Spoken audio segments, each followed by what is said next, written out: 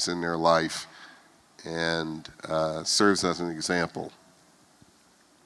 So it always takes many minds to tackle the difficult problems. This is a paper which we recently published, and from the list there you see all of the authors on the paper.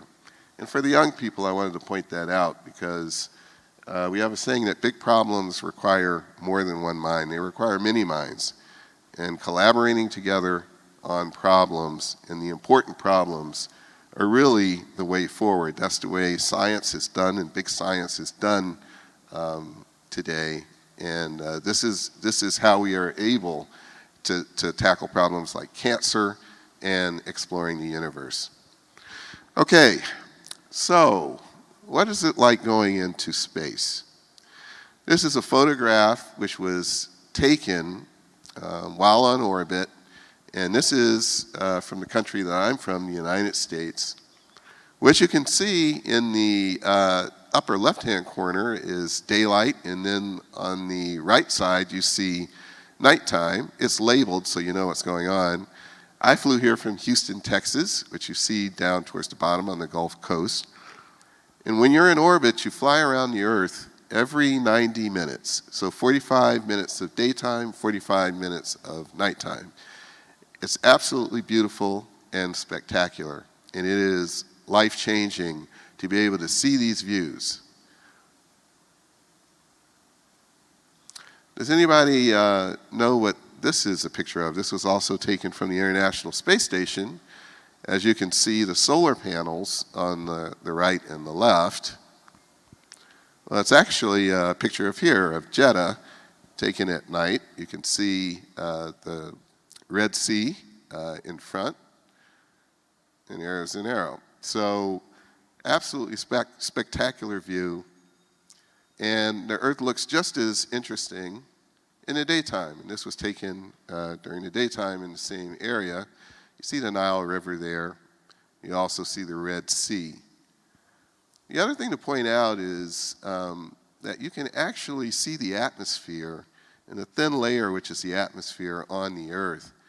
And you can actually calculate the volume of the atmosphere, which is something we did when we were on orbit as we were passing the time.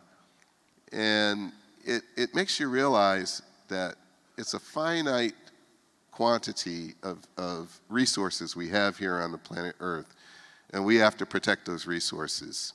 The other thing, which is one of the impressions that everyone that goes in space comes away with, is when you look down on these images, you just see land masses and water.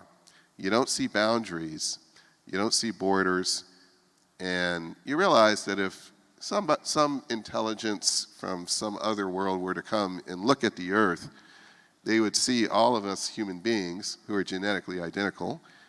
They wouldn't see some of the borders and boundaries that we tend to use to divide ourselves and tend to use as points of conflict. So there we are with Saudi Arabia again. All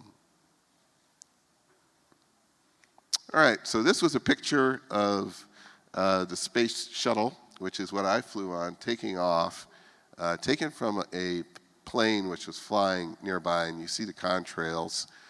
NASA has achieved a lot in the last 50 years and continues to set the pace in terms of the peaceful exploration of space.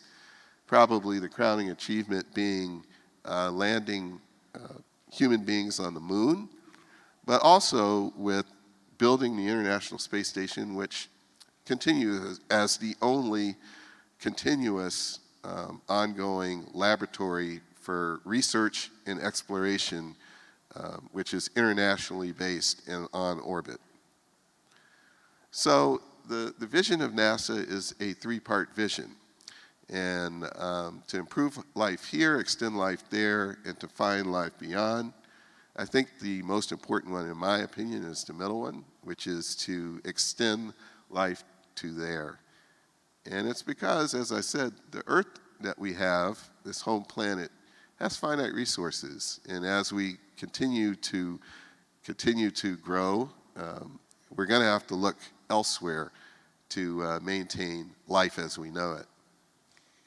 NASA's mission is also three-part: to understand and protect our home planet, to explore the universe and search for life, and to inspire the next generation of explorers. This conference is all about that third one, inspiring the next generation of explorers. But we're going to do that, of course, to do this medal thing, to explore the universe and search for life. And we've really only just begun this process. By the end of this talk, I hope to convince you of that, and hopefully you will be with me in terms of understanding how important this is.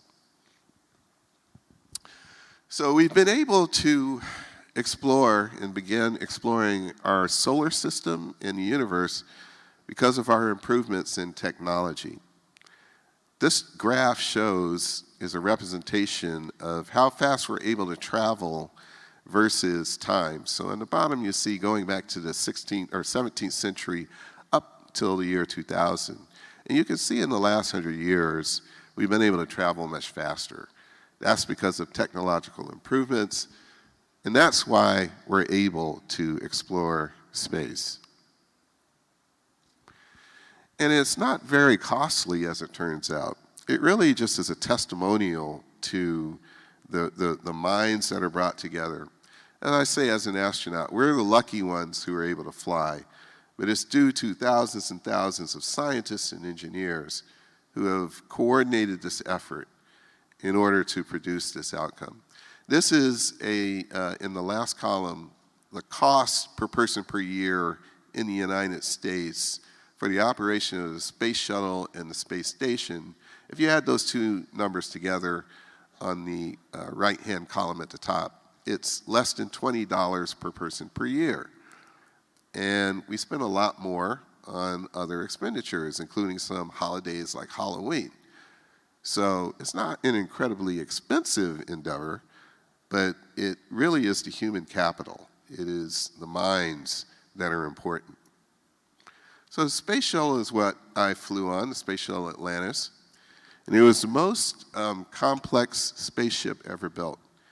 You can see it here with its cargo bay open. You can fit a bus into the cargo bay. And the reason why we needed to build a space shuttle was to build the International Space Station. We had to carry up the components of the space station in the space shuttle. It took off like a rocket and landed like a glider. So also very impressive. And another thing that we really got into during this era is doing spacewalks, which is allowing us to not only live in space, but do construction and other complex activities in space, which we will need to do in order to further our exploration.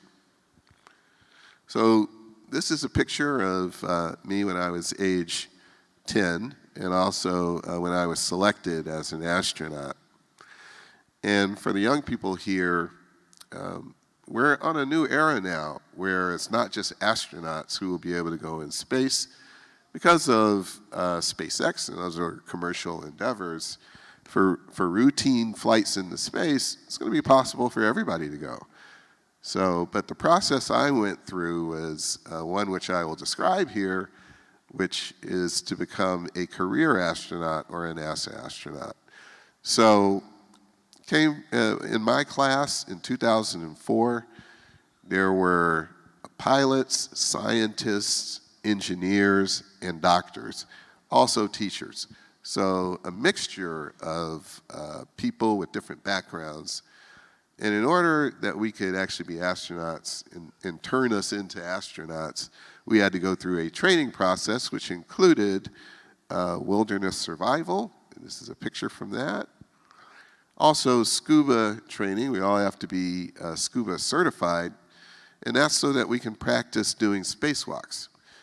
In Houston, there is a giant facility called the Neutral Buoyancy Laboratory, which, if any of you have ever been there, is a pool which is about a football field in length and 50 feet deep.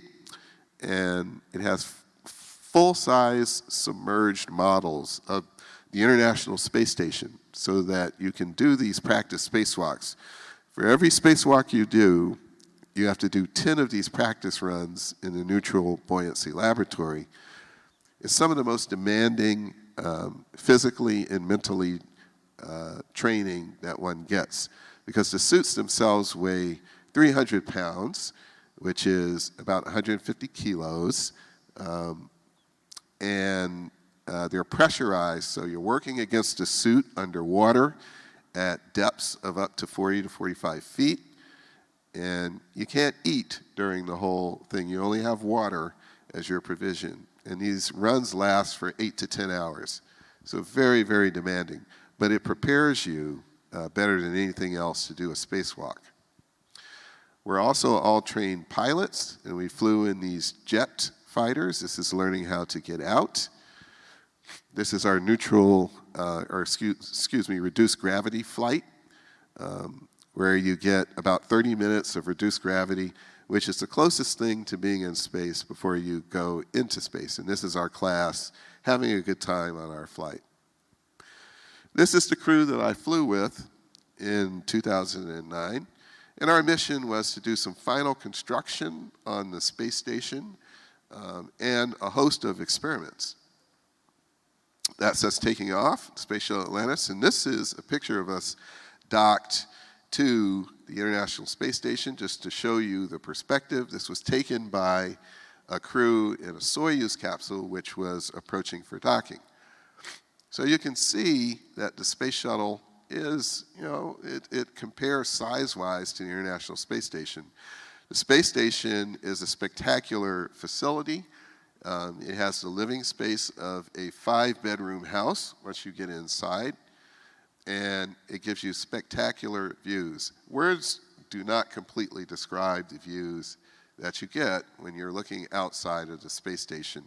It's because you're in a vacuum of space, and the colors are brilliant and just absolutely breathtaking. But this is the current look of the space station. There's been 1 or 2 modules attached, smaller modules since I've been there, but it still pretty much is the look. And this is a picture of us on the space station. I did 2 spacewalks while on the space station, and this is a picture during one of the spacewalks taken by a crewmate.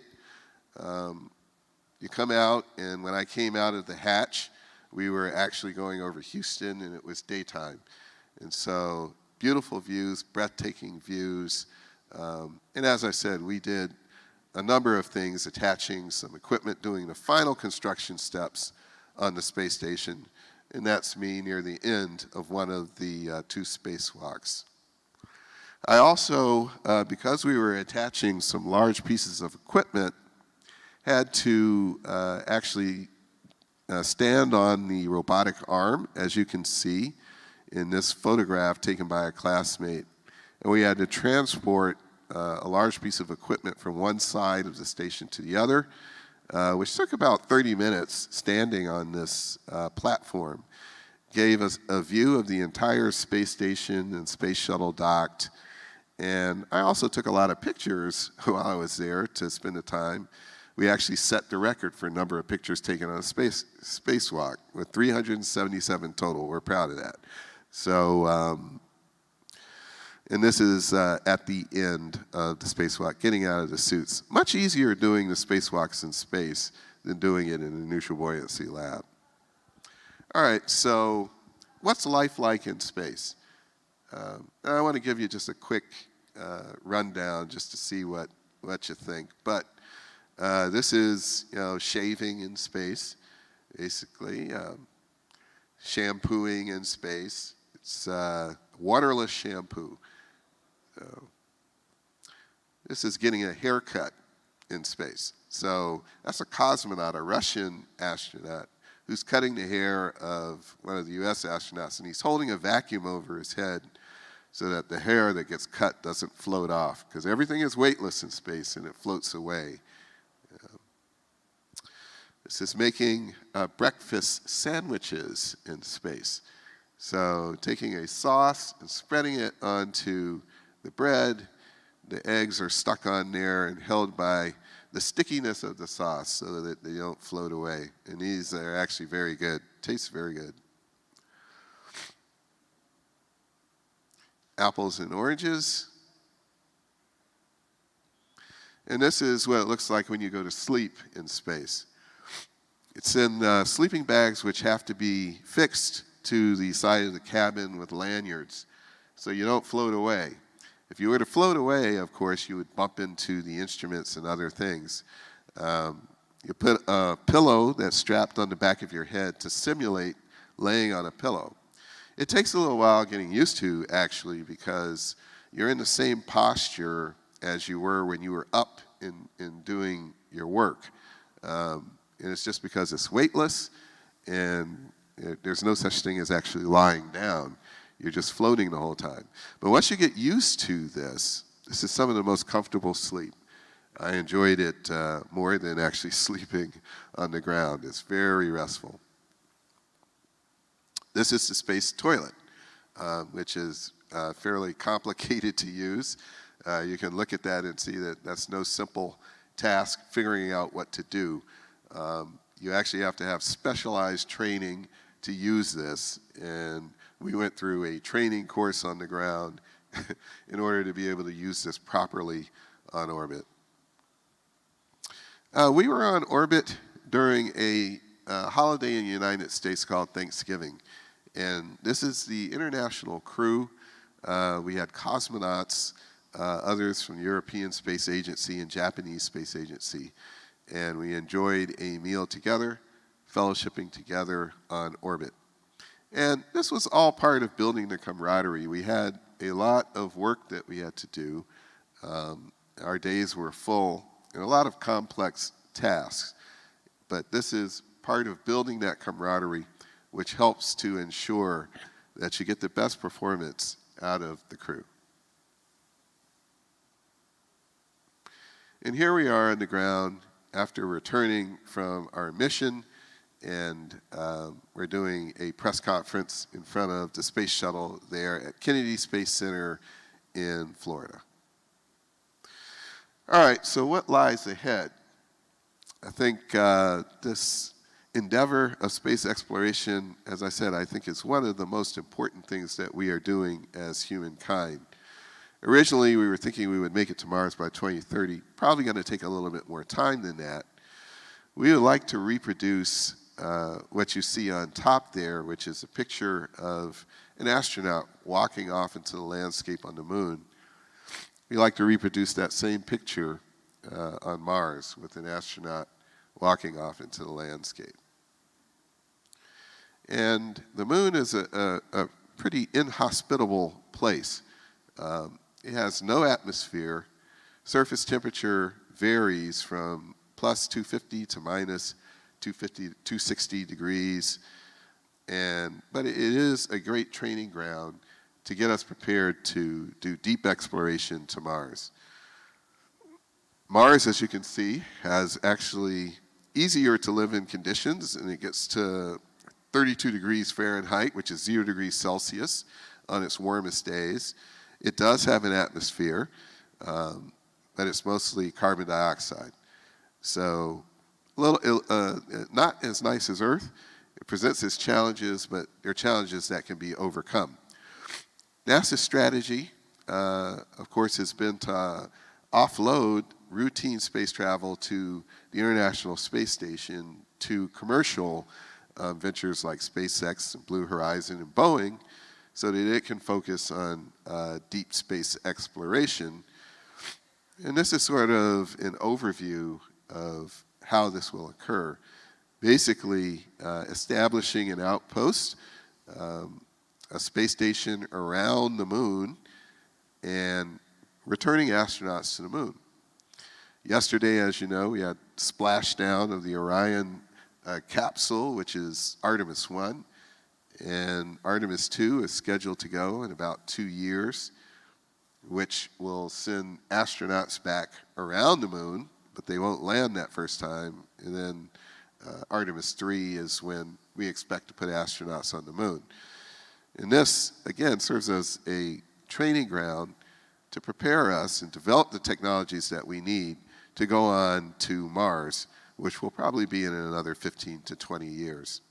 These are two of my colleagues on the first SpaceX flight which of course went off without a hitch. And this is a picture of them docking to the space station. And for the young folks, this really introduced a new era. Your generation is basically, once again, going to be in space frequently and be thinking about the moon on a frequent basis and what we can do there. It is a place where there's a lot of discovery, innovation can occur and will occur. It will need you and your thoughts and inputs and creativity in order to maximize what we get from it. But this really is the dawn of that era where we will again be sending people to the moon and most importantly, be sending lots of people into outer space to go to the International Space Station. So this is a picture of the Artemis spacecraft next to the SpaceX. You can see how much larger it is. It's the largest rocket which has been built to date. And this is what just occurred in terms of the 3-week mission with it orbiting the moon and sending a spacecraft to the furthest point away from Earth, which allowed it to take some spectacular photos, which I will show shortly. But this is the takeoff of Artemis, and this is one of the iconic photographs that was taken where you can see the Earth as the the Orion spacecraft with its solar panels deployed, traveling to the moon. And this is an Earthrise. So this is also was taken, and you can see the incredible detail.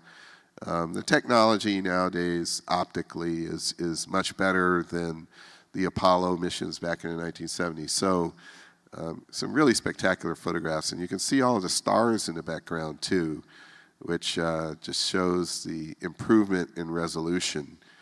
So we're going to be actually establishing some permanent outposts on the moon there, and this will be something that people will be seeing every day. All right, so what about Mars? We think that Mars looked like this image on the right, a long time ago. So it had an atmosphere, it had water, and the question is, of course, did it have any life? So the other question which presents itself is what happened to Mars, because Mars looks like the image on the left there now, where it's barren and cold and 95% CO2 in the atmosphere. So the only way that we can figure this out, of course, is by going there. We've sent robotic robots there to look, but we really need to send people to really figure all of this out. This is a meteorite which was ejected from Mars and landed on Earth. And under the microscope has these sort of figures which look like little bacterial life forms. Now these are fossilized because they're in this meteorite which is millions of years old. Now whether or not there is life on Mars, the best way for us to figure that out, of course, is to go. And it's because any life will not be identifying itself to us like this. So we need to send people. There will be failures, and we've seen some of these failures, but that is not something which should deter us from ultimately going and exploring, because this journey of discovery is one which I think we as human beings are called to do. So we have to learn, and we have learned a lot in the last 20 years in terms of living and maintaining the health of human beings in space.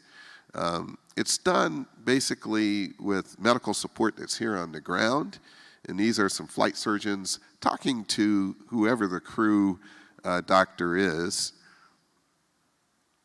There's a lot of changes that happen to the human body when you go in space, and this is a summary of all of them.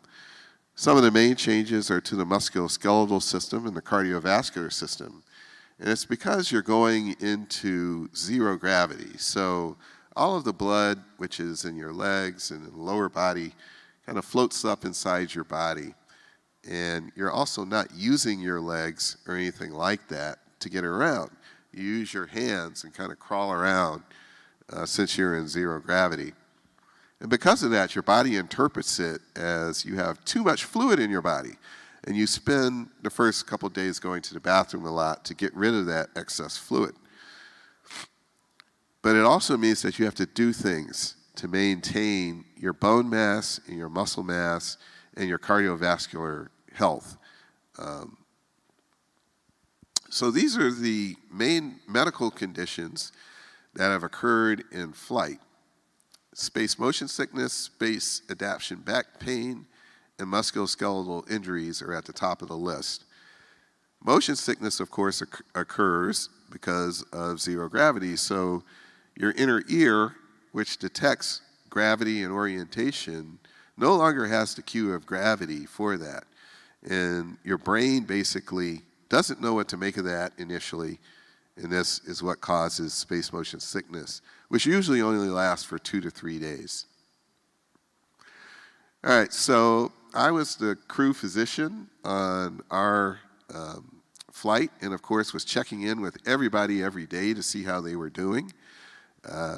You can see the crew in the background there, and you can see that their faces kind of look a little puffy, legs look a little thin, and that's typical. It's because of these fluid shifts which occur in space. All right, and one of the main countermeasures that we do to maintain people's well-being is exercise. One of it's strength training so that you can maintain your muscle mass and bone mass. And the other is cardiovascular exercise to maintain the heart muscle. Because your fluid volumes are lower and there's no gravity, basically it's easier for your heart to pump the blood around. And you have to do cardiovascular exercise just to maintain the health of the heart. One of the things which we still don't fully understand is how people are going to adapt to being isolated for long periods of time. A mission to Mars is going to take 3 years round trip, and the crew will have to maintain mental health during all of that time. All right, so some of the ongoing experiments have to do with understanding the immune system, understanding the genetics that occur, or genomics. These are the Kelly twins, Mark Kelly and Scott Kelly. And Scott Kelly went into space for 1 year. His brother, who's his identical twin, so they're genetically identical, was here on the ground. He's also a former astronaut. And they looked at just genetic expression and how they differed. And they found that there is a difference in terms of the genetic expression that occurs when we go into space. So there is an adaptation which occurs, and we're only beginning to learn about that. There's also some syndromes, such as spaceflight-associated neuroocular syndrome, which we are just learning about also. And it's due to what's thought to be increased intracranial pressure. It affects some astronauts, older astronauts more than younger, and we're just beginning to learn about that also. But it causes these changes in the retina. Okay, so for deep space exploration, we're also going to have to learn how to do surgery in space, and that's something that I know about, of course. We've never done a surgery in space. We've done some procedures, such as putting catheters in and putting catheters into the bladder, but we've never done a surgery in space. And part of the approach to this is using more robotics so that we have the potential of AI and using robots to assist us with these sorts of endeavors. We've learned a lot about this just because of this is a cartoon representation of the satellites that are around the Earth, and we have much better connectivity and communications now. And this was, of course, brought on, and especially brought on with the COVID crisis. So this is me on the flight deck again. doing the medical conference with the doctors on the ground. But we've looked into what is it going to take and why is it so important to be able to do surgery in space. And here again, with young people nowadays, this is going to be something and a problem which you can contribute to. This is a study which was done down at the South Pole, and it looked at the medical consultations done during this time period. And you can see the top, or the most frequent, were actually orthopedic consultations. It also had a lot of surgical consultations. So we're going to need to be able to do surgery. And at the South Pole, they need to be able to do surgery also. During the middle of winter, it takes about 2 weeks to be able to get somebody, to evacuate somebody out of the South Pole. So there was an issue and a person needed a knee surgery, and they actually had to do this on the South Pole, and they used telemedicine and telehealth techniques in order to carry this out. So the doctor that was there was not a surgeon, it was a internist, and the coordination that was done was that there was an anesthesiologist in Boston who walked the doctor through doing a epidural spinal anesthetic, and there was an orthopedic surgeon in Denver who walked the doctor through doing the knee scope, and all was done successfully. So this kind of lays out the issue so that you can see it and understand it and why it is so important that we be able to do this. If you look at the International Space Station there, the first thing that's listed there is the communication latency, which is about a second, and then how long it takes to get a person from there back to the ground. So 3 to 4 hours for the International Space Station. From the moon, it's about 2-second latency, and we can get a person back on the ground in about 3 days.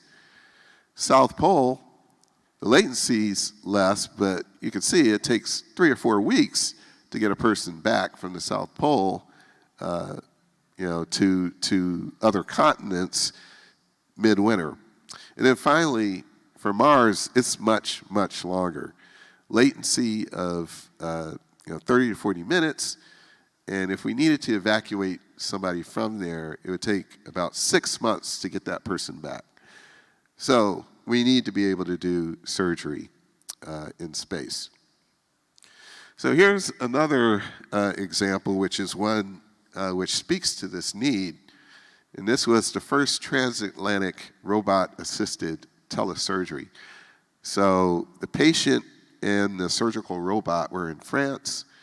The surgeon was in New York in the United States. And a cholecystectomy was performed and done successfully. The patient went home after 2 days without any complications. And so as a proof of concept, this shows that we are able to carry out these kinds of complex operations. And when you couple this, of course, with deep learning AI, you can see that a robot may be able to, for the most part, autonomously be able to carry this out at some point. All right. So we can do many complex things in space. This, again, was another shot from our mission, and this is me doing some complex repairs on the end of a robotic arm. And this reminded me a lot of being in surgery in the operating room, that being the other thing that I do. But it was using a lot of instruments, doing some very complex operation on this end effector, which acts essentially as a hand, a complex instrument like a hand that grabs things and moves them around and maneuvers them. So if you can do these kinds of complex things like this, wearing a spacesuit, we certainly can do surgery in space. So for those of you who are Star Trek fans, this is our goal. And for some of the young people who have never seen this, go back and look at Star Trek.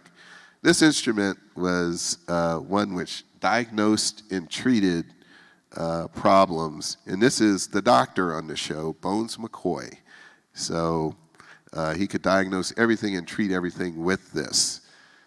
So we're not there yet, but with your help, we will get there. All right, so I'm going to go ahead and close out the talk as promised with why it is so important for us to continue to explore space.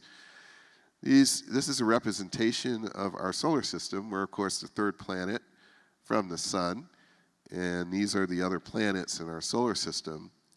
And we've only really just begun. These are cartoon representations to show you the size differential. You see Mars there in front of Earth, which is about a third of the size of Earth. We keep going here. Jupiter is the largest planet in our solar system. And you can see basically the size relationships. You see the Earth in front there and how much smaller it is relative to Jupiter. Past one. See, this is our sun. And our sun is a relatively small star. But you see that it makes Jupiter look really small. And the Earth is really like 1 pixel in this picture. Arcturus is an average size star. And you see our sun relative to Arcturus, much smaller, seems much more insignificant. We keep going. Antares is one of the biggest stars in our galaxy. And here again, you see the size differential. You can't even see our sun at this scale. So our solar system really almost becomes invisible at this scale. So when you look at a picture like this, which is a picture of a galaxy like ours, the Milky Way, you realize that we are invisible. We are, on the outer arms of the Milky Way, which contains billions and billions of stars, many of whom are much larger than our sun. And you think about how difficult it is to find other life, find other intelligent life and life forms, given the enormous size just of our galaxy alone, not to mention the universe. All right, so this is a picture which gives you a sense of the size and scale of the universe. So the field of view here is a grain of sand held at arm's length. If you look out into the night sky far enough, this is what you see. This was taken by the Webb telescope. And you see all of those other galaxies in the background. Those aren't individual stars. Those are galaxies. And they go as far as you can see and even imagine. So we can attach some numbers to it nowadays just to see how big the universe actually is. It's about 200 billion galaxies, and there's about 100 billion stars per galaxy, and about 10% of these stars have planets. So there's on order of 10 to the 21st planets that are out there. And we've yet to go to another planet. We've only been on the home planet, which is Earth. This was taken, again, in black and white by the Orion spacecraft. But here we are, and we've yet to leave our home planet. So we really have just begun our exploration. And it cannot be emphasized how important it is, if we are to be successful as a species, to move beyond our home planet. So I'm going to end my talk there and leave a few minutes for questions. But again, I want to encourage the young people who are listening today to continue to pursue your dreams and to continue to be excellent in what you do, because we need you to take on this enormous process in undertaking, which is exploring our solar system. Thank you very much.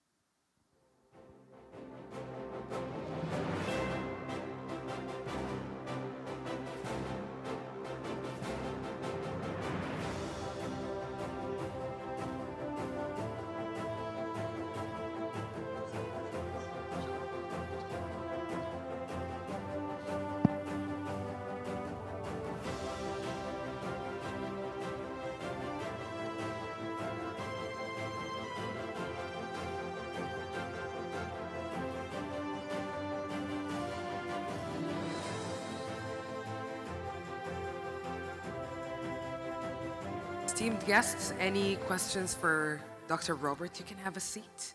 Sure. Okay. Yes. Dr. Robert will participate in the next panel discussion, so you can have a seat from now.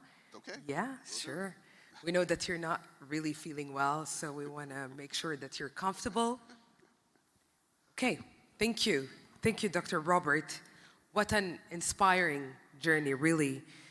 A journey of science and discovery, adaptation and challenges.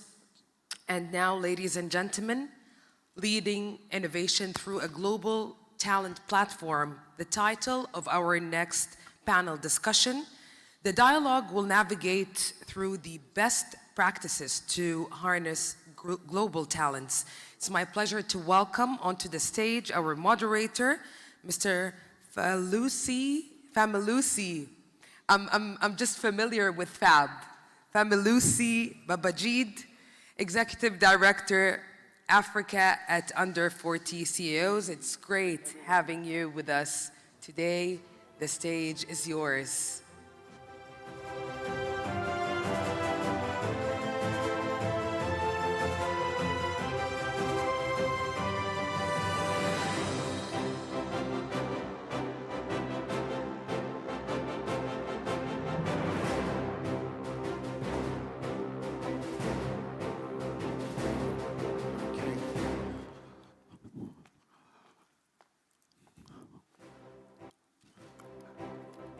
All right. An amazing presentation that was. From the orbit to operating tables.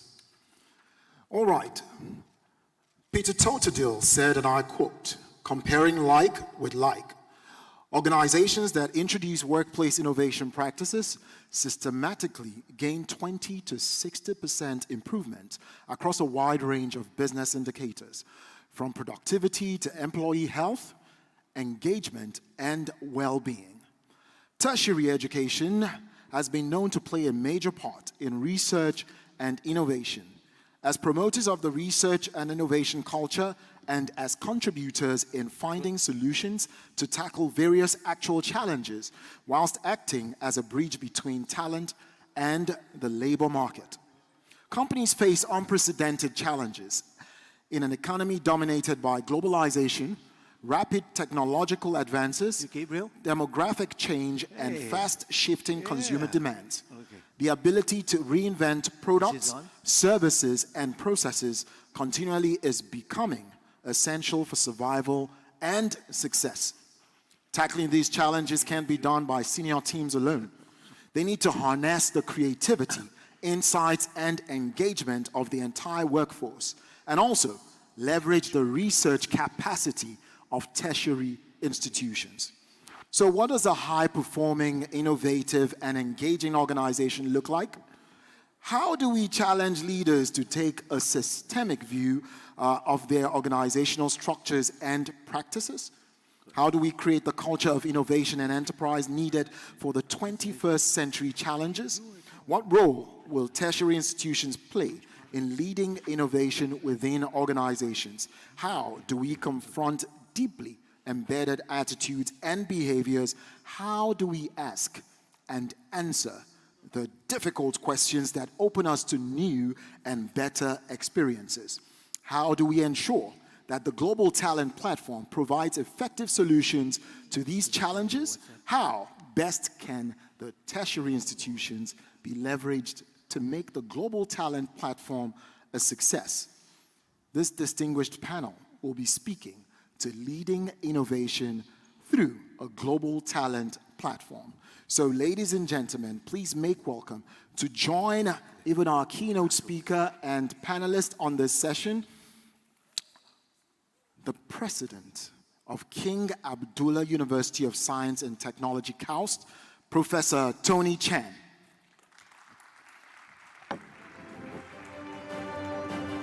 to meet you. Good to meet you too, sir. All right. And joining us in person as well is the Director of Global Partnerships at NEOM University, Gabriel Ruiz.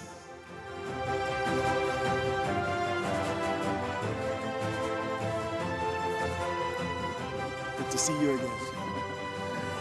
All right, and joining us virtually is the United Nations Acting Resident Coordinator for Saudi Arabia and also the UNICEF's Gulf Representative, Mr. El-Tayeb Adam.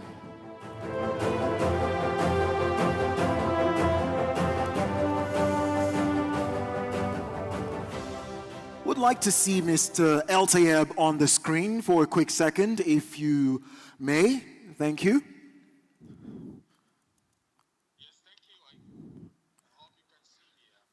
All right, we can't see you quite yet.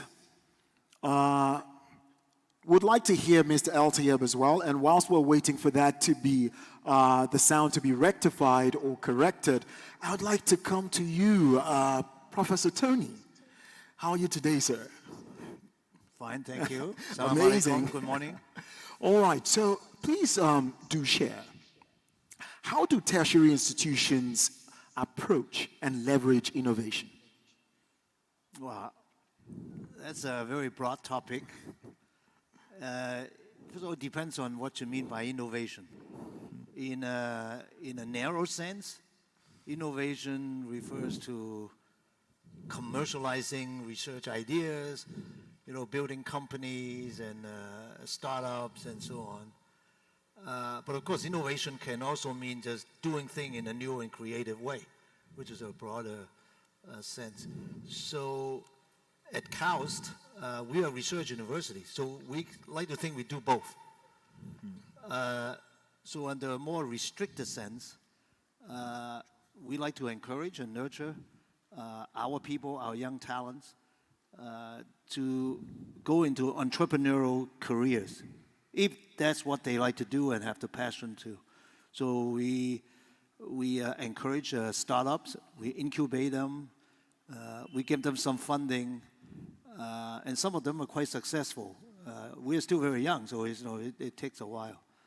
And this is not an easy endeavor, because entrepreneurship is as much an art as a science. You cannot predict when the next big unicorn startup will be. You don't know, but you plant the seeds and so on. Now, in the broader sense, a university, even a small one like KAUST, is a complex and comprehensive organization. So at KAUST, we're like a small city. We have professors, we have students, we have research scientists, we have staff members. So we like to do every aspect of the university in an innovative way. So from how we deal with a sustainable future, for example. Now we talk about UN Sustainable Development Goals. For example, how do we cut down on carbon emission? How do we be part of the Kingdom's Vision 2030 to manage the energy transition? How do we get to net zero? The Kingdom has set a target of 2060 for net zero. How do we do it? For example, we are thinking about building a solar farm on our campus to generate at least a good fraction of our electricity needs. So those are also innovations, okay? So anyway, we're trying to do our best in both senses of the word. Okay, amazing. Mr. El-Tayeb, are you with us now? Yes, I'm with you. Also, I can hardly hear. Okay, so whilst we still try to resolve that, I'll just come to you, Gabriel. All right. Do you agree with the assertion that organizations that introduce workplace innovation practices systematically gain 20 to 60% improvement across a wide range of business indicators? Well, I will have to agree with that statement, but I will also add that innovation is no longer something that you do, but it's something that you are. So more and more organizations need to be innovative to respond quicker to the market. So we're no longer talking in the near future from gaining a certain percentage of efficiencies, but actually it's leading more to surviving in the market. And you will not be able to survive in the future if you are not embedded embedding innovation as a part of your organizational culture. Okay, beautiful. Dr. Robert, in your opinion, what indices help you, quickly identify an innovative organization? Well, that's an excellent question. I think innovation means different things depending on the discipline in the organization. I think that there are some organizations where it's been a more natural and organic transition in terms of embracing innovation and making it part of the culture of that organization. For others, it's if you're not rooted in making changes, because really innovation drives change, and if you're not rooted in that, then it's not something which in the past I think was sort of a natural thing for some types of organizations. I've been fortunate in being a part of organizations where innovation is part of the culture, and it's just really because of the missions of those organizations. So I think just as a concept in what we see is just where should the innovation be, I think are the important questions for any given organization, just to figure out where those changes need to occur and where creativity is needed to help to ensure that an organization is pursuing its mission. All right, so I'd still like to stay on you for a quick second. Now, you're an orthopedic surgeon, you're a chemical engineer, you're a college professor, you're an astronaut. Innovation, in its most simplistic, definition, is the introduction of something new. And you are one who has constantly embodied innovation. How easy has it been to constantly reinvent yourself? Well, it's just something that I think it's kind of happened in addition to there being some desire. Some of the people I admire are artists who do that. As was mentioned, innovation is part art and part process. So it's just, my desire has always been to want to be exploring and doing things that are new and interesting. And I've just been either foolish or, or lucky or both in terms of being able to do that. There was no set script in terms of my being able to do that. But with that said, I always say that it just shows that it's possible to do these things. I said some people who do that the best, I think, are artists who are constantly reinventing what they do and bringing that sort of culture to science and engineering, which is more deliberate, has its challenges, but at its finest, science and engineering captures a lot of that too, because there's a lot that's unexpected and non-predictable about what you do as a scientist. You have to follow what the data shows, and some of the most breathtaking inventions and discoveries have come not in a predictable way, but have come just unexpectedly. All right, Professor Tony? Can I respond a bit? Oh, yes, please. Yeah, I like what you said. You said maybe you were a little foolish, right? You said. No, I interpret that as doing a calculated risk, because you got to have confidence in yourself. You got to have a vision of the future, and you take some risk. If you don't take risks, so if you fail, you look foolish. But if you succeed, you look like a hero. So I think that's really a key. You take some risk, a calculated risk. Amazing. And because we really do need Mr. Eltayeb's contribution to this panel, I think I'm going to be just slightly innovative.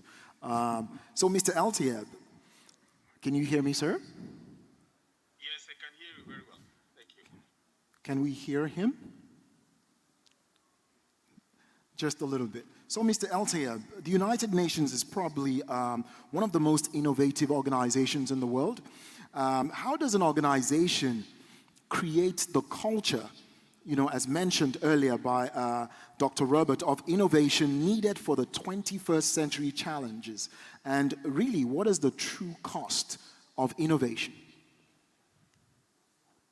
Thank you very much. And first of all, I would like really to commend King Abdulaziz and his company's foundation for giftedness and creativity for organizing their second global forum on creativity, on giftedness and creativity. And I'm very happy to be part of this panel today. I'm sorry I haven't been able to be in person with you.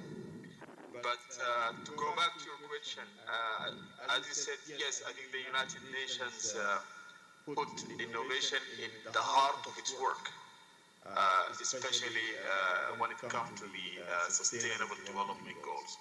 And as we know that the Sustainable Development Goals are very ambitious goals, global goals, and they really strive to end poverty and actually hunger, but also to try and, of course, eradicate diseases and achieve universal,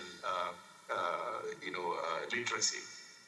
So innovation is one of the key elements for us and for the United Nations in general, for all the UN entities. I will speak about different, actually innovative ideas which came out from those different UN agencies, and I think it's critical to bring new ideas, new innovation for creating new solutions to be able to address the global challenges of our life. Thank you. Thank you very much, Mr. El-Tayeb.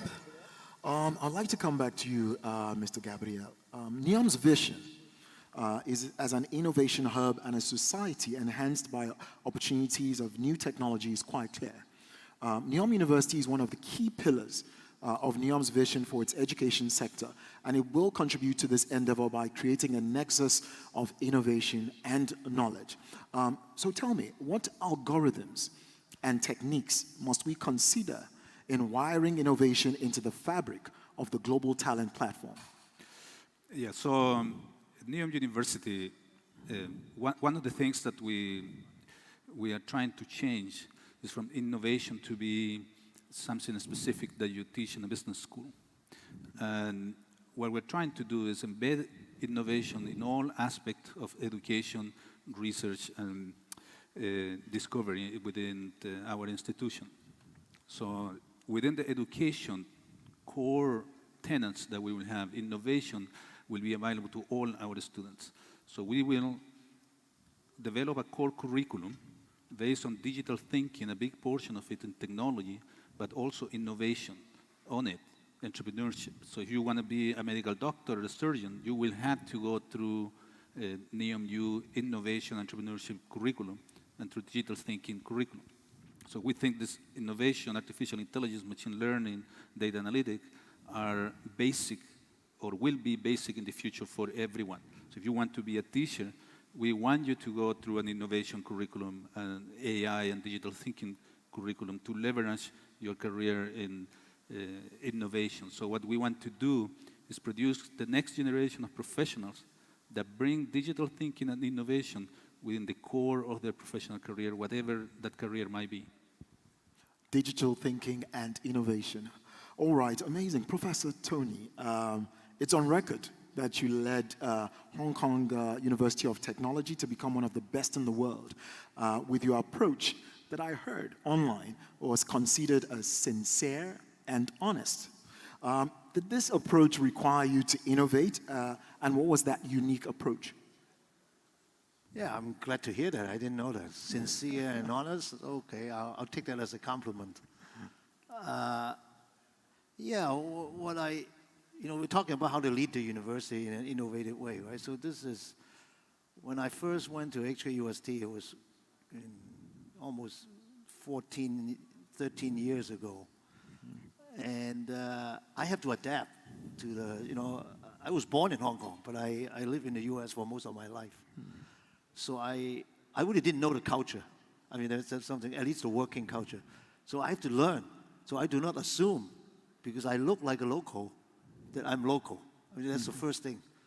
Second is, I had to understand what the drawing power, the attraction of a university like HAUST is, right? Because it's a relatively young university. In a way, it's like KAUST, except it's, a little bit older, but still very young. So what will attract professors and students to HAUST, right? That's part of my job. So we look at it, first of all, of course, you got to have the support, the infrastructure of the university. So we need to tell people, because it's new. You cannot assume that people know it. That's one thing I decided to do. Second thing is we need to send our students, overseas, because Hong Kong is a very international city. Right? It's a financial hub. In fact, Hong Kong calls itself the world city. So if you really mean to be a world city, you want people to come from the world, but you also have to go out to the world. So one thing I did was to make sure our students increase the percentage of them that would have spent at least one semester overseas at another university. So when I arrived, it was about maybe 25%, let's say, that would have this experience, which is not bad, actually. But through my initiative, when I left, it was closer to 50%. So half the students would spend at least one semester. It's not so much about what they learn in the courses in these other universities around the world, but it's they open their eyes because they are immersed in a different culture, in a different environment. So to me, that was a very innovative way. But finally, also my personal preference or personality is that I like to meet people. I like to meet, in particular, students. So I have established a kind of tradition, an annual tradition. So every year, in the first day of class, so usually it means September 1st, okay, I would go to the plaza of the university. I would set up a booth. I would hand out everybody some token. Like one year I hand out an apple to people. Another year some energy bar. And the students like to take picture of me. So it's, I get to know, I ask them where they're from. The reason I want to mention this is this. Years later, like as we speak now, one of the students is visiting KAUST. He's going to visit us tomorrow. Oh, wow. And I don't remember who he was. He said, but he said, President, I remember I took a picture with you and he sent me the photograph. Wow. So, for me, I probably shook the hands of like 300 or 400 students, but for him, is the president that shook his hand, and he kept his photograph. And I like to think that I have a small bit of positive influence on him. That's in a way the essence of being an educator. It's not just in class you teach them something. You give them something to remember by, something to inspire them by. So to me, that's the most difficult but most rewarding part of the job. Amazing. Amazing. All right, so I was going to go to Mr. Eltier, but he's dropped off. So I'll come to you, Dr. Robert. You left NASA in September of 2011, and you're currently serving as a surgical oncologist and assistant professor at the University of Texas MD Anderson Cancer Center. Now, what steps do you generally take to manage change? Yeah, as you mentioned, I'm associate professor at MD Anderson, and it's a different culture there than obviously being at a space exploration agency like NASA. But it's another agency, I think, which is world-renowned for its innovation in cancer care. And that primarily has to do with, I think, the people it has there and the types of commitments that are there at the highest level to try to find ways of better treating cancer and do discovery in cancer care. So it's something which is embraced in that culture. And with medical care, it's it's an interesting area just because the constraints are different. And for me, it was, just speaking personally, it's going from a situation where your focus is there because flying on a spaceship, it's the well-being of yourself and your crew, to being back in medical care where it's the well-being of the patient that you're focused on and not so much your own personal well-being, and sort of being in a position of service that way. So how do you approach, innovation that way?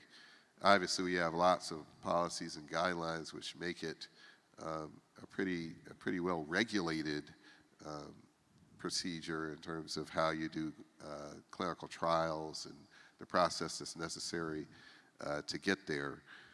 But nonetheless, cancer care amongst the different types of medical care is one of the most complicated types of care which is administered. It requires coordination of a lot of different subspecialties at the same time. And so, finding how to innovate safely within that context is challenging. And honestly, I think a lot of the changes have occurred more slowly within, cancer care because of that. It's because it's you have to get all the moving parts moving the right way. It has to be done safely. You can't take the kind of risks that you might take with other endeavors. So from a cultural perspective, I think it brings, its own unique kind of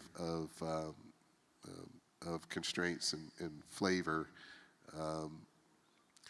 And I think really what was mentioned early is that you have to be willing to fail in order to innovate. I think that's, every organization has a certain tolerance for failure, which sometimes is dictated by outside forces, sometimes internally. And the amount of innovation I think you get really directly flows from that, just how much failure and what kinds of failures you can have.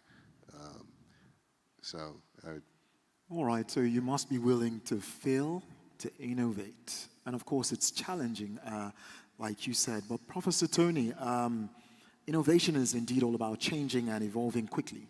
And a lot of organizations struggle with adapting to these changes, right?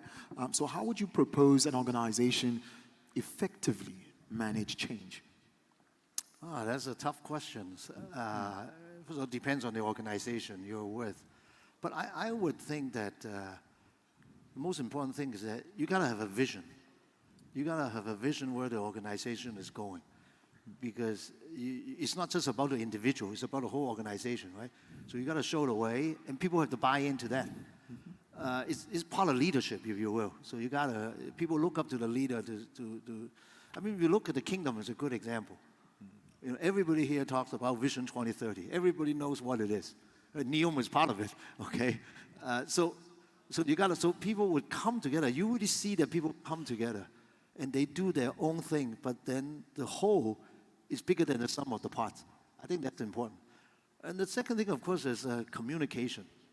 You need to let people know what the vision is, why this is worthwhile, why you need to be innovative in order to achieve this vision.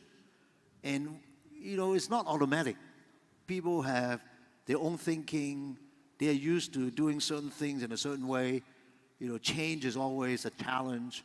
But if you do this enough, if you really have a great vision and a great objective, then finally people will see a way. They will see a way to adapt to it. And that's the only way in which you can achieve it. So and then of course, I should add that you need to have a plan. You need to have resources allocated to doing what you want to do. That's what any leader would have to do. Otherwise, it's just empty talk, right? So I think if you put this, but the most important thing is to have a vision and then communicating that vision, convincing the people that this is actually what they want to do. It's not just they doing what you want to do. It's their vision too. I think that's to me most important. So co-creation is quite important. Yes. When you are innovating and making changes. Mr. Gabriel, this may be a difficult one, but could you come up with a hypothetical challenge that organizations may encounter in the future that would require, say, an innovative solution to pull through?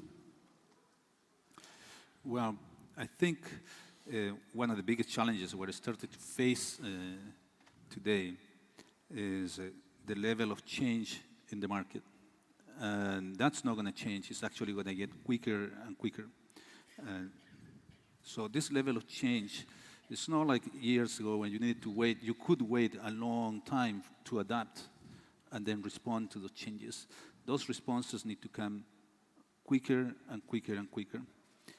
And in order to face this change, I think organizations will have to not only attract innovators, but they will have to create their own innovators.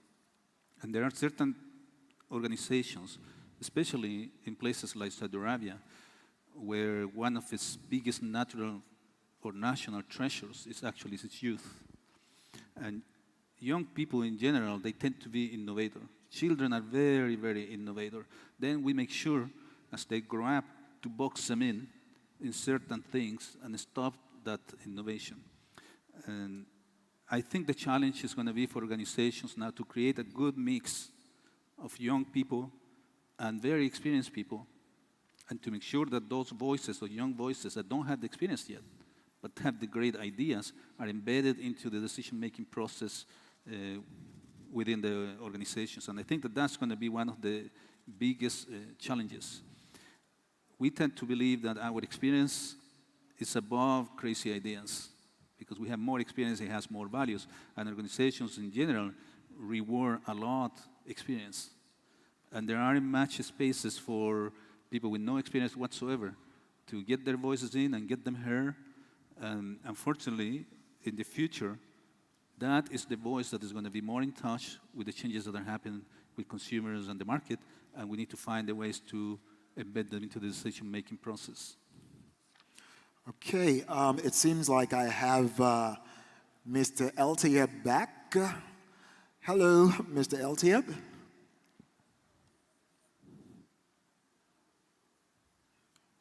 Hello, can you hear me, sir? Okay, a second. Mr. Eltieb, can you hear me, sir?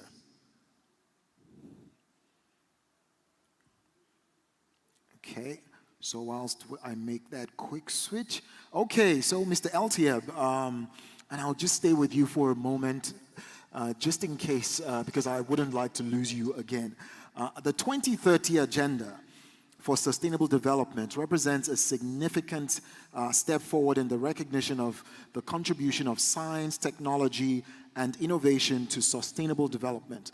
Please do share about some of the United Nations work and commitment to promoting innovation. Well, thank you so much. As I said earlier, the 2030 agenda set out ambitious goals for the world, the global goals. Whether it is ending poverty and hunger, eradicating diseases, achieving universal literacy, or any other transformational vision. We recognize from the first day that business as usual will not work. We need to be innovative. We need to have unwavering commitment. And that's why innovation lies at the heart of the Sustainable Development Goals. Here also to mention, the United Nations Task Team on Science, Technology, and Innovation was established in 2017 to support these efforts. The UN Secretary General encourages everyone to be bold, to be revolutionary, and disrupt. Because without innovation, there is no way we can overcome the challenges of our times. And as we know, there is also a specific and dedicated sustainable development goal for innovation, which is SDG 9, Industries, Innovation, and Infrastructure. We really need to see how we can meet future challenges. And to do that, our industries and innovation and infrastructure must be upgraded. For this, we need to promote innovative, sustainable technologies and ensure equal and universal access to information and financial markets. This will bring prosperity, create prosperous societies across the globe.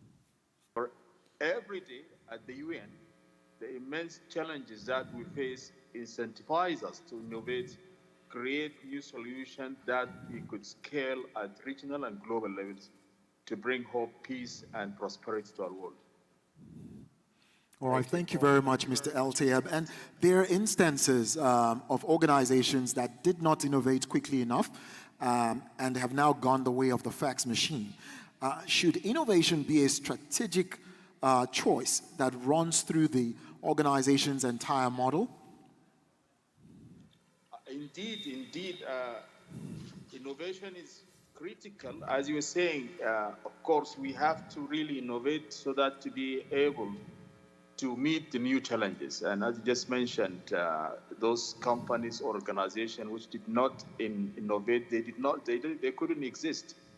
And for the UN, of course, and organizations such as UNICEF and other UN entities, be able to address the new challenges ahead of us, which are set by different factors globally, including, for example, climate change. To stay ahead and to be able to respond to these new challenges, we have to innovate. We have to be able to reinvent the organizations, and that's why in UNICEF, for example, there is a dedicated innovation office for UNICEF globally, looking at new ideas that can help to address those new challenges. Okay, that's awesome. So, what strategies? All right. So, what strategies as the United Nations? Let me maybe mention some of those challenges. I think if you look at it, we have, of course, challenges related to learning. There is a learning crisis even before COVID-19, but this has been compounded by COVID-19. There is what we call also the learning poverty, as we know that there are hundreds of millions of children at the age of 12 who are not able to read and write a text. So that's the learning poverty we have, the learning crisis. We have hundreds of millions of children out of schools in many parts of the world. So this is one of the challenges. And of course, we have the challenge related to climate change and its impact on the planet, including its impact on the children. There is, of course, a climate crisis for children. We know that the climate change now has impacts in terms of new natural disasters. You have floods. We know the floods, for example, recently in Pakistan, which has affected more than 30 million people, including at least 15 million children. We have the hurricanes. We have the droughts. We have now, of course, a crisis in the Horn of Africa. The Horn of Africa drought crisis, which actually affected also millions of families and children. It has created a situation where there is a gap in terms of food security, but also the number of children who are facing acute malnutrition has increased tremendously. There is shortage of water, which can then lead to diseases.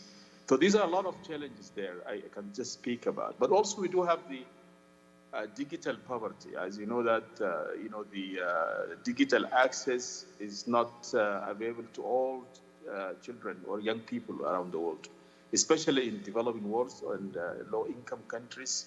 The access to digital services, to information through digital platforms is very, very limited. So that digital gap and digital poverty also is one of the, of course, areas that need to be addressed. And just to say, I don't know, maybe I have the opportunities just not to also hopefully have any problem with the system.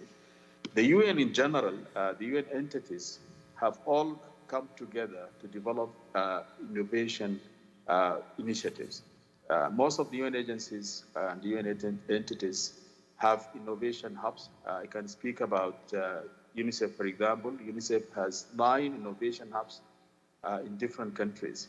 Humanitarian innovation hub, a health innovation hub, a learning innovation hub, innovative finance hub, but also mental health and psychosocial support services hub there. In addition to that, of course, UNDP also have the accelerators lab. And we have also UNCTAD, which has also innovation initiatives to support small and medium-sized industries. So all those efforts are there. And I think innovation is, of course, one of the key actions and strategies that we can use to be able to accelerate progress towards achieving those ambitious and global sustainable development goals. Maybe I'll stop here. All right. Yeah. Thank you so much, Mr. Eltier. Please hang in there as I go to Dr. Robert. So Albert Einstein, one of our favorite scientists of all time, once said, the measure of intelligence is the ability to change. Right. So part of this ability must include and involve monitoring trends. How do you effectively monitor trends to guarantee that you innovate ahead of the perceived shift? Very philosophical question. Albert Einstein, who, by the way, is one of my favorite scientists too. He had a lot of very interesting sayings, and it was very productive, obviously, because he was thinking differently than everybody else. When I hear all of the discussion about innovation, I just think 20 or 30 years back, where there was not much discussion about innovation, and that's one of the things that is striking. I think it's something that at some point, and I'm not sure that there was any exact point in time where it was embraced more broadly, but clearly innovation is something which whose value is very much appreciated nowadays, and I think the struggle as is sort of defining where it makes the most sense, because it's not something that you can really capture in a bottle and have everybody drink like from like giving communion. Some Kool-Aid.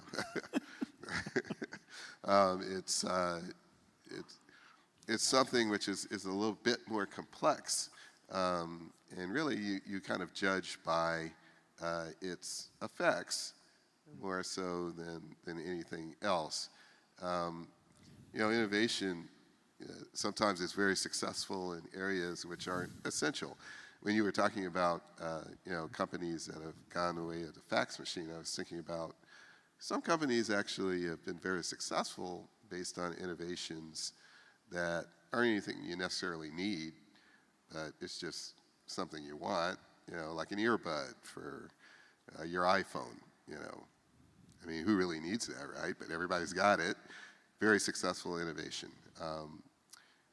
And then on the other end of the spectrum are things which like, for instance, innovations for creating vaccines for COVID that are very much needed. So I think it's probably what drives innovation is a desire for change and success, and that's probably the commonality that's there. And it also dovetails with these notions of, that quote from Einstein of, it's typically people who are able to see something a bit more that are willing to be innovative and not take the tried, route. So I wonder, if we come back 10 years from now and look at, the efforts that we're doing today in terms of innovation, where it will be. Is it something that every organization will have as, part of its mission and vision, or not? I think we will have enough examples of that at that time to, to be able to better answer that question. But I just put that, question out there just to see what others' thoughts are. All right, Professor Tony. I'd like to respond to that. So, of course, nobody has a crystal ball for the future. But you have to try to guess, right? That's the trend. That's, like these. But the problem is this: today with the internet, there's so much information that the signal can be lost in the noise. In other words, you of course you have to read widely, you have to talk to people, but there's just too much. I'll give you some examples. Now we talk about AI, right? Everybody says AI is like magic and solve all the problems in the world. I can tell you there's a lot of hype. I'm an AI person, so I can tell you. So another topic now you hear a lot is quantum. You add quantum to something that it seems like is magic. There are a lot of investments and all that stuff will come in. I can tell you, quantum is real, but a lot of the stuff we're hearing is just hype. Okay. Finally, like yesterday, I read an article in the Financial Times, the breakthrough in fusion energy. This is the big problem, right? We try to build fusion energy. It's clean and all that, replicating the sun. So all of a sudden, there's a lot of private investment in this area. I mean, it's amazing. Okay, so which one is real? I mean, this investment, like people like Bill Gates are investing billions of dollars into this. The thing I read was about in a national lab. Whoops, hello? In a national lab, in Lawrence Livermore Lab. So if I am a student or a scientist, should I jump into it? If I am an investor, should I invest in it? If I'm a government, what do I do? Right? So, but anyway, I think these are uncertain times, but it also means there are a lot of opportunities. So the real leaders are saying, okay, we got to take a risk. Okay? See, if you don't try, you never succeed. If you try, you may not, but if you don't try, you will fall behind for sure. All right, thank you. We have limited time left, and we still have a lot to go through. But Professor Tony, you were talking about Einstein still. We know all of his contributions to science, but never have we put a spotlight on an individual or individuals whom he must have collaborated with to deliver on some of his theories. Now, there's this gentleman, upon research, that I found. His name is Walter Mayer. He's an Austrian mathematician, born in Graz, Austria-Hungary at the time. It's on record that he served as an assistant to Albert Einstein and was nicknamed Einstein's calculator. So why do men, we're talking collaboration and innovation now, but why do men and indeed women like this hardly get recognition for their support work or mentioned as collaborators? Yeah, this is human nature, I think. We like to worship heroes, and you tend not to remember the supporting cast that enable the hero to succeed. I think a good example is what's going on right now in the World Cup. Right? We're all paying attention, right? Who's gonna win the semifinal, go to the final? So we all know about Messi, Ronaldo. Before that was Pele. But does anybody remember who played with Pele? Probably nobody. Pele would not be where he is without that supporting cast. I was old enough to remember when I was a little kid watching Pele. So that's the way it is. And Einstein is a genius. I mean, he was really, so he deserved to be known. But of course, even he cannot succeed by himself. I think he was mentioned the example. By the way, this Austrian scientist is not the only one. I'm a mathematician, and I know several other names who are doing that. And in particular, Einstein, in his theory of relativity, he make use the mathematics that are developed by some famous mathematician. One is called Riemann, a German. He uses what's called Riemann geometry in order to do space-time geometry. So that's not its service, but it's like there's the development in one that helps Einstein to do his thing. So, you have to stand on the shoulders of giants, basically. Anybody. All right, I'll just take that to Mr. Gabriel as well. So, in the course of innovating within an enterprise, and yes, we're trying to promote a culture. This conference is promoting a culture of collaboration to innovate. Hence, we're talking collective intelligence as well. So, in the course of innovating within an enterprise, talents sometimes deliver products collaboratively. How do you propose to manage the credit and benefits for and of this intellectual property? Well, I think there is some evolving when it comes to intellectual property, and universities usually are leading on this way. And one of the ways to democratize innovation and recognition and all this open source. And I think that's one of the biggest contributions of open source is that it doesn't attach a creation to just one individual person, but actually it shares for everyone to improve from there. And there might be different people who has different capabilities at the different stages of this innovation. And everyone gets to share in the credit and share the benefits. Governments in general and institutions that are funding research and innovation and universities are moving in that direction.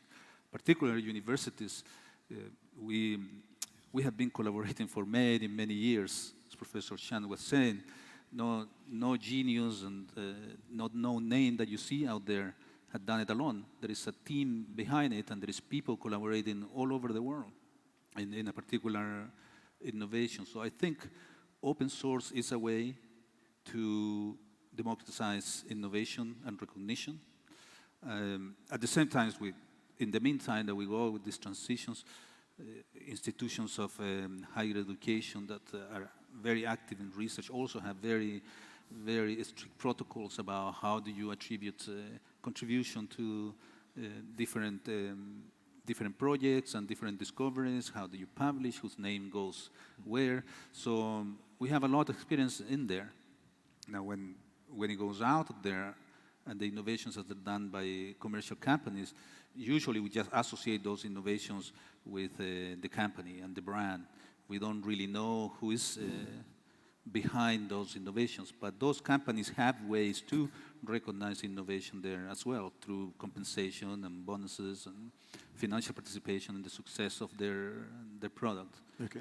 But definitely open source and sharing data is becoming a big item within higher education. Scientists that collect data, do the research, and then be able to share it with other scientists to further the innovation from there. Open source is quite brilliant. Dr. Robert, what would you say are the success factors that need to be put in place to achieve the objectives of the Global Talent Platform, which is one of the objectives of this conference? Achieving the building the Global Talent Platform. I think the effort, in terms of trying to identify those who are talented and committed to this kind of pursuit is a very admirable one. I think it's unique in terms of, I think there's 30 nations or something like that represented amongst the students who are participants. And I don't know of many other efforts like that. So I think it's a step, obviously, that needs to be reproduced if we are to maximize what we're able to, and capable of doing. And just to comment also on some of the previous discussion in terms of collaboration and bringing minds together. Obviously, academia has sort of led those efforts historically. I think it will continue to.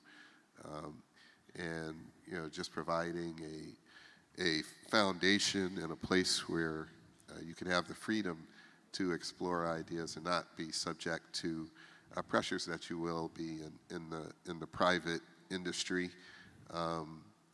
And there's more regulations. I think it's leading also in terms of trying to be fair in terms of recognizing everybody who's involved with an effort. There are regulations which speak directly directly to that in terms of authorship, et cetera. Also, and I don't know the statistics for this, but when you look at the Nobel Prizes in different disciplines, more often we're seeing this kind of recognition, not just one, but all of the people who were involved in the effort. And I think that's great because that's, how this really occurs. It really is collaboration and a collaborative effort. But we do have to get over our addiction, which is attention. As social media proves, we as human beings are addicted to attention. So we have to get over that. But I think academia and efforts like this are ways that help us with that. All right, brilliant. So let's move on to talent retention now. Professor Tony, you resumed at KAUST from HKUST. I would like to assume that Asia and the Middle East approach to talent retention may vary. What can we borrow from both cultures to create a perfect recipe for talent retention? Yeah, you're right. The culture is different, but at the same time, many features are the same.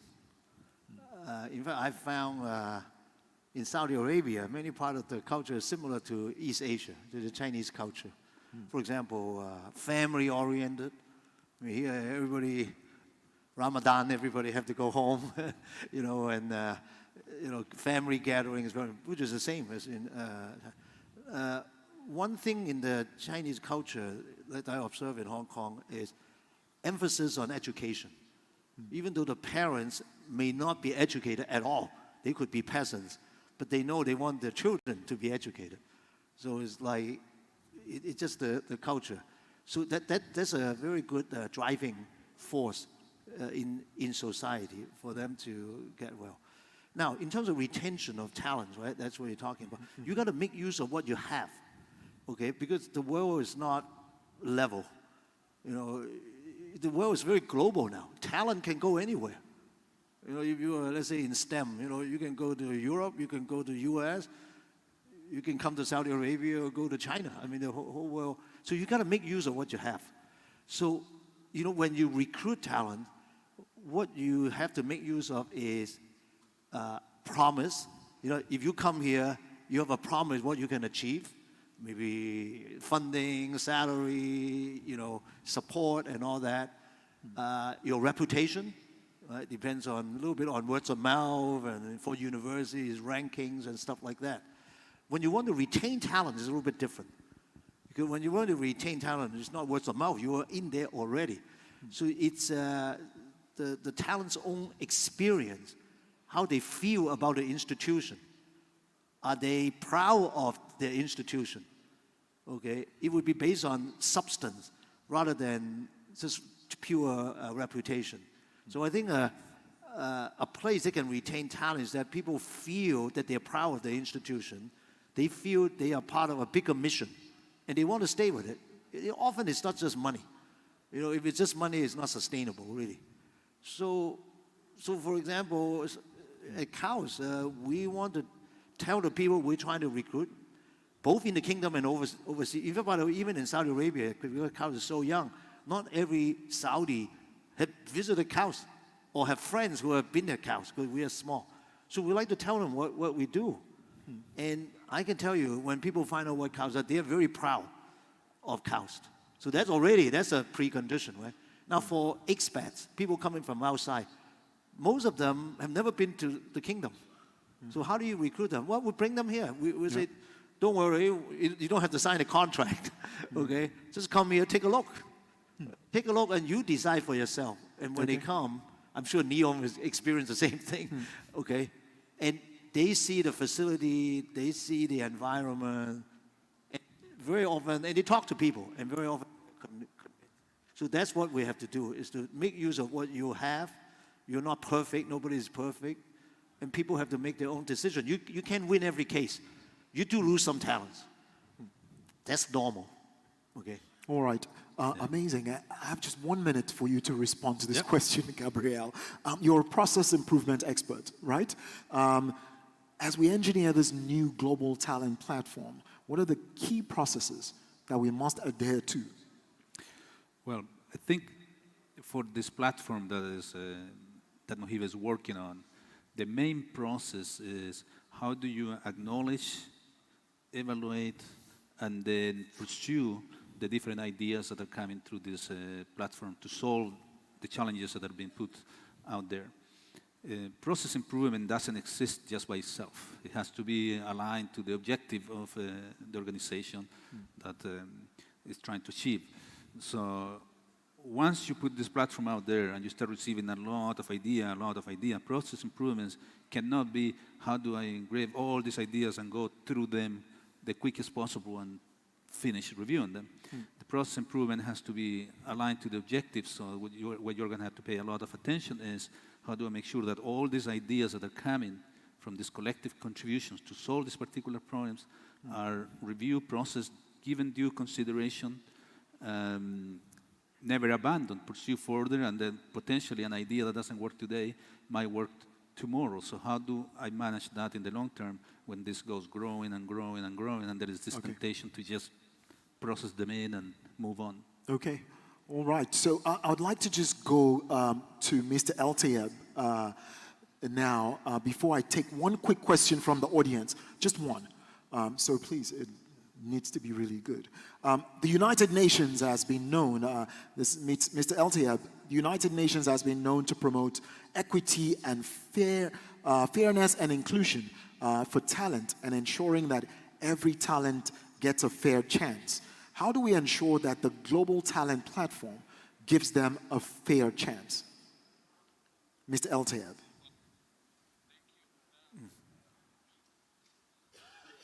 Global entity has challenge to ensure that inclusion and representation are at the core of recruitment. This has not always been easy. However, in the past few years, we have made significant strides through active talent identification and recruitment with the objective on gender parity and representation of all nationals at all levels. This is not simple and is not one-time event or campaign, but fundamental long-term change in the organization happening. And I think probably this is my last opportunity, but I would like just to say also that, you know, there are a lot of talented young people, children and young people out there, but without access to digital services and digital means, but also without access to quality education. And I think the global talent platform can help in reaching those talented children and young people in less privileged communities and developing countries. And I think that's why really it's important to have quality education for all, but also digital access for all. And I think, of course, the global talent platform can help to address those issues and contribute to equity, gender equality, but also to ensure that hopefully all the children globally can have access to and opportunities to innovate and come up with solutions that can address their local problems, but also the global problems. And UNICEF and the United Nations are there. We look forward to collaborate with the Mohiba on this new platform, for talents, the global talent platform. Thank you. Thank you very much, Mr. Eltiab. And now we'll take that quick question from the audience. All right, so the microphone needs to come over here. So you know the rules. It's 40 seconds for your question, your name, where you're from, what you do, your quick question, and whom it's directed to. Thank you. Okay. A lot of pressure because it needs to be good. So I take a risk, I might fail, and that's what my question is about. My name is Lianne Hogeveen, I'm a university professor in the Netherlands. And my question is about the failure and the taking risks, because I couldn't agree more with you, Dr. Robert and Dr. Chan, and I think you mentioned it too, that it's so important that people take risks to go further, to develop further. Well, I'm working at university. I've seen a lot of schools, not only in the Netherlands, also in other countries. I've lectured in other universities, among which in the United States and Hong Kong. And my experience is that in the educational system, the climate is not like that. We say to our students that they go to school or to university to learn, but actually they feel, and they might be correct, that they have to achieve. And if you have that feeling, you're not that tempted to take risks because you might fail. So I really would like to know your opinion, if you see it differently, and if not, how can we change that? Maybe Professor Chan? Maybe. Because You mentioned Hong it Kong, but I was more there. times. You're absolutely right, but I give you some hope. So, for example, in Hong Kong, okay, which is different from America, you know, because there's a contrast. So the brighter student will always choose the professions, being a doctor, being a lawyer, being a businessman. Nobody will want to study physics or astronomy or something like that because it's still ingrained. But in the US, of course, there are many people, bright students want to study the same thing, but it's more diverse. In a way, the US culture is more individualistic. You know, you have artists, you know, most of them would not earn a living like a doctor would, right? I mean, so, but they pursue the passion. So you have to take advantage of that. But even in Asia, I'm seeing a big change. So some students, in fact, some of the time they are not the best performing student in the classroom, in the exam. They go do their own thing. They found companies. I'll give you one example. Like this camera that I'm watching. It's probably made by DJI. I don't know what it says there. Is it by DJI? So DJI is founded by a student at HUST. Now they have about 70% of the world market. It's probably a Deca unicorn. It worth $10 billion or more. So he was a B student. He started as an undergrad, founding this. So now he's a rare example, but there are many, many more. So what you need is, you need the cultural environment to be supportive of this, like the parents. You need to have some mentors, and he had. You need to be able to have this risk-taking thing, and you got to be lucky. You got to, have a growing economy, and and so on and so forth. Okay. So I think that's really, there's hope. Okay, that's what I'm saying. There is hope. Indeed, there is hope. So I would like to throw this question to all of the panelists, just to sum up, this particular session. So I would like to say in 30 seconds, how would you sum up your recommendations for building and deploying the Global Talent Platform? Starting with you, Mr. El-Tayeb.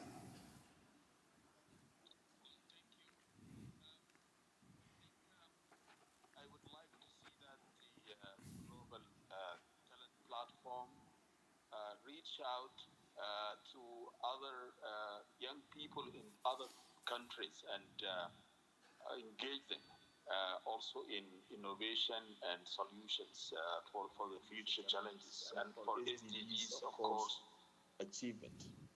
And looking at issues of climate change, looking at issues of learning crisis and learning poverty, but also looking at issues related to health and to also humanitarian action. Thank you. All right, thank you. Thank you. Dr. Robert? I think it's just providing opportunities and just having the leadership to direct the resources appropriately so that opportunities are there and available fairly and equitably. And with the major part of it, making it something that is attractive and exciting, something that people who are very smart like being around exciting new ideas, and like being around others who are also very smart. It puts together a culture which is unique and fun to be a part of. Amazing. Professor Tony? Yeah, I think vision and leadership, I mentioned before, is very important. Communication is important. But another part, I think now, in terms of talent, recruitment and retention, has to be global. Because, as I mentioned before, it has to be global. I think there's no better opportunity to mention because the president of China was just visiting in the region. He left, what, yesterday or the day before? So how many young people from this part of the world are now thinking, maybe I should spend some time in China, take advantage of whatever opportunity there are. Because the people who take the risk, okay, the risk taking will probably be in the leading edge of the trend, and they will succeed. So that, to me, is the key thing. All right. And Mr. Gabriel? I think a challenge for the platform is, in addition to be global, it needs to be universal. So it needs to figure it out how it reaches everyone. There is a large percentage of the population in the world who do not have access to internet yet. And therefore, there is a large percentage of the population that the platform won't be able to reach. And with talent being universal, then it will be a big chunk in there of talent that will not have access to this platform, and we won't be able to tap into those skills and abilities. So being universal, in addition to being global, is key for the success of the platform. All right, thank you very much. Global and universal. So leading innovation through a global talent platform will definitely require a systemic approach, recognizing the interdependence of job autonomy, self-managed team-working principles, skills-enhancing technologies, employee-driven innovation, flexible organizational structures, empowering systems, employee voice, co-created leadership, whilst leveraging research and innovation practices embedded in the fabric of tertiary institutions. It will be based on high levels of talent involvement and empowerment, combining direct and representative participation. It will become a blueprint that will comprise of generic principles and practices to inspire fresh innovation through inclusive dialogue, experimentation, and learning. We know innovation is a continuous process and not a one-off. It introduces workplace practices and cultures that continually inspire and engage everyone to explore and discover better ways of doing things, harnessing creativity and talent from across the organization. Innovation doesn't just change organizations, it changes the people who work in those organizations. It is strongly associated with trust, accountability, curiosity, creativity, coaching behaviors, and emotional intelligence, all of which grow with the workplace innovation journey. We've also recognized the clear distinction between talent acquisition, I believe at some point, and recruitment. We've visualized our talent acquisition as we know it will function on a global talent platform, and we may have even discovered new methods of guaranteeing talent retention whilst discussing innovation management and how organizations best adapt to change. Ultimately, our dear panelists have richly contributed to the imagination of a global accelerator for talent acquisition that will revolutionize, amongst other things, the way organizations will attract talent. And hence, I would like to say a big thank you to our panelists. Please do give them a round of applause. You may please now exit the stage. Thank you very much. Thank you. Well, nice to meet you. Where are you based? NASA. My home is LA.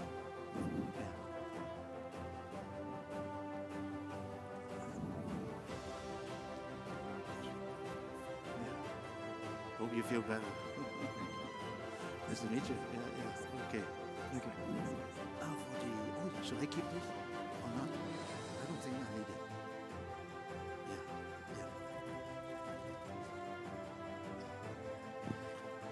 A huge thank you to our panelists for their engagement and insightful views.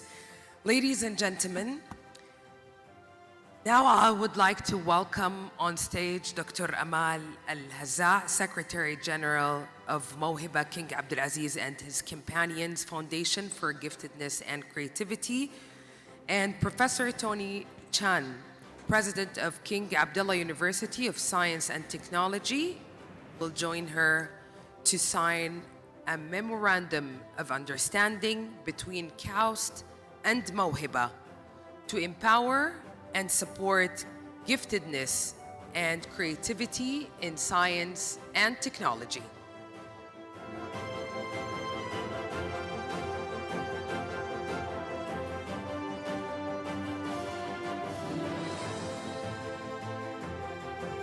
Now, Professor Tony Chan, President of King Abdullah University of Science and Technology, will join Dr. Amal Al-Hazza, Secretary General of Mawhiba King Abdulaziz, and his companions Foundation for Giftedness and Creativity, to sign a very important memorandum of understanding. It's between KAUST and Mawhiba to empower and support giftedness and creativity in science and technology.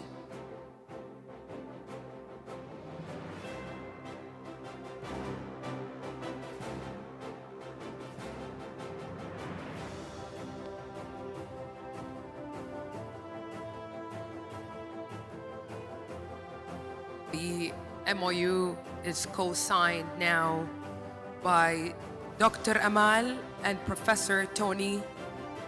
This is a start of a journey towards the new future, enhancing youth capabilities and supporting creativity among youth.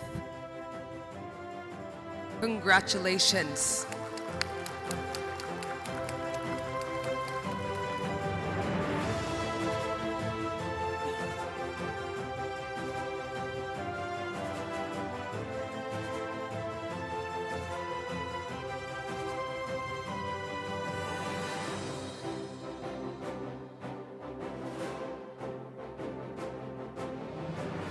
And now, ladies and gentlemen, we will break for an hour for lunch.